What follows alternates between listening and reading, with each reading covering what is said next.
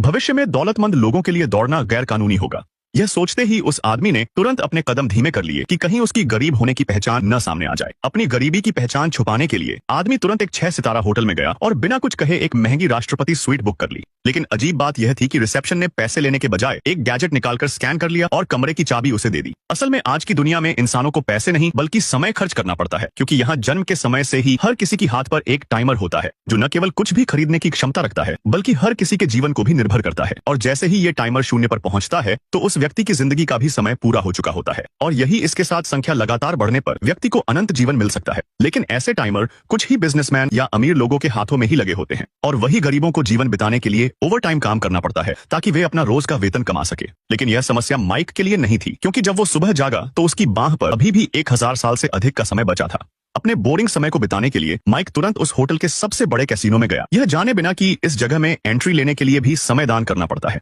पूरा 1 साल का भुगतान करने के बाद माइक आखिरकार एक कार्ड टेबल पर पहुंच गया। यह समझना मुश्किल नहीं था कि यहाँ के लोग निश्चित रूप से बहुत अमीर होंगे, इसलिए वे समय को बेफिक्र होकर खर्च कर सकते थे। और जैसे ही सब लोग दांव लगा रहे थे, सामने बैठा जुआरी माइक के पास मौजूद नंबर्स को देखकर हंसने लगा, क्योंकि यहाँ खेलने वाले लोग इतनी कम संख्या लेकर नहीं आते हैं। उस आदमी को सबक सिखाने के लिए माइक ने अपने कार्ड की पुष्टि करने के बाद एक पागलपन भरा निर्णय लिया। सिर्फ कुछ ही पलों में कार्ड टेबल पर चिप्स की मात्रा 650 साल तक पहुंच गई।